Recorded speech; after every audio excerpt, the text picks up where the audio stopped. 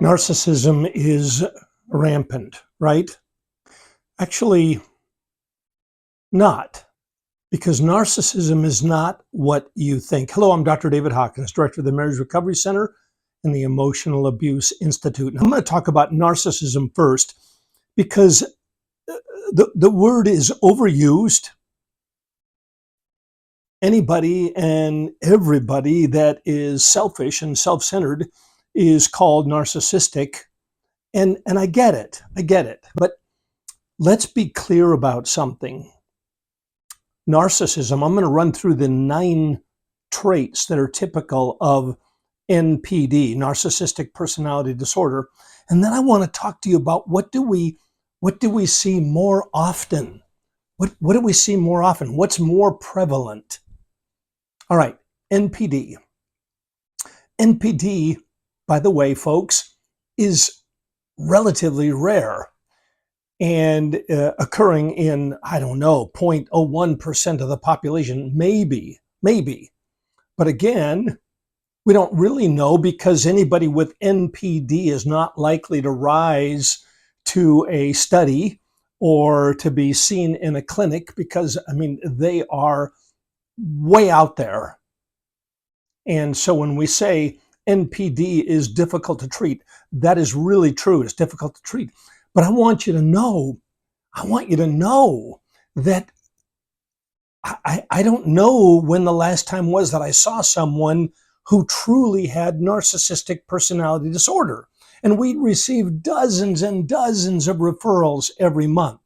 But it's not NPD. Narcissism is not what you think. Okay, let's do a quick rundown of what it takes to constitute narcissistic personality disorder.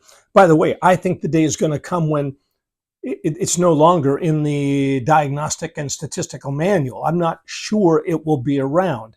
Now, is it a thing? It is. And is it something to watch for? It is. But what I want us to be talking about, I say narcissism is on a spectrum. Yep. And I say a little bit of narcissism goes a long way. Yep. But what I want to be talking about is emotional abuse. But I'm getting ahead of myself. For someone to be diagnosed with NPD, they need to be diagnosed, by the way. They need to be seen by a clinician that is familiar with all these criteria. And what are the 9 criteria? And again, I want to kind of leapfrog over this because I want us to talk about emotional abuse and what that looks like. But NPD, 9 traits. Number 1, a grandiose sense of self-importance, a preoccupation with fantasies of success and power and brilliance and so on. A belief that this person is special and can be understood by only someone who is deemed equally special in their eyes. A need for excessive admiration. Now, you may be going check. And there are people who have NPD for sure. A sense of entitlement. Interpersonally exploitive behavior for sure. They take advantage of others. They are lacking in empathy. They are envious of others who have power and something that they want, and then they have a demonstration of being arrogant and haughty. All right, now again, narcissism's on a spectrum. A little bit of narcissism goes a long way, and to be diagnosed as NPD is rare. So narcissism is not really what we want to talk about. We want to talk about emotional abuse. Emotional abuse. I consider emotional abuse to be a preoccupation with one's own needs and desires at the expense of another. Now, it could be, by the way, their own needs and desires are to win an argument, to be right, to not be found wanting, to have a thin skin, and so to win, to be oppositional, to oppose this other person. That may be their preoccupation with their own needs and desires at the expense of others. By the way, every referral that we get has some component typically of emotional abuse. Well, I mean, we're the Emotional Abuse Institute. I write books on this topic.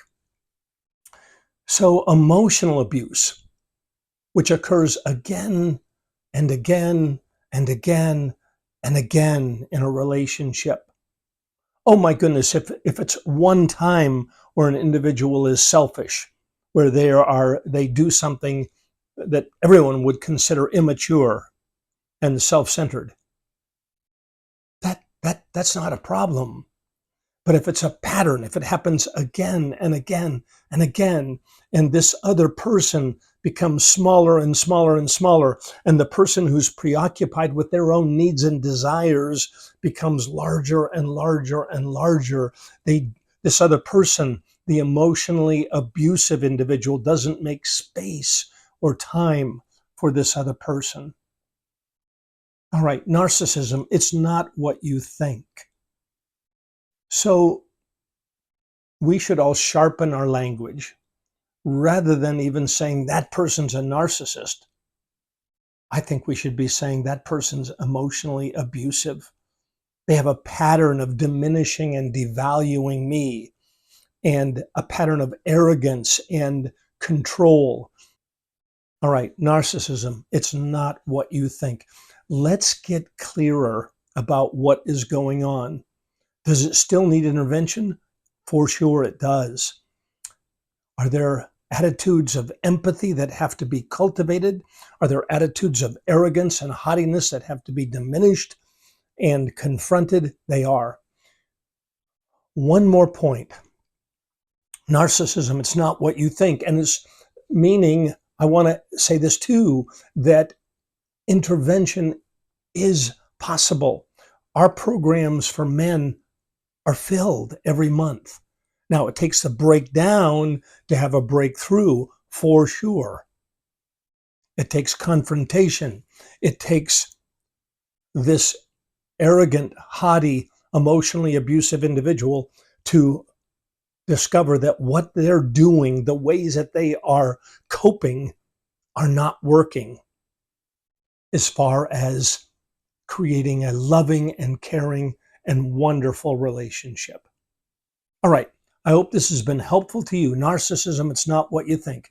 If you would like more information on this topic of narcissism, NPD, and emotional abuse, and what an intervention looks like, we are excited to talk to you. I have a client care team ready to talk to you. All right. Take care. And as always, God bless.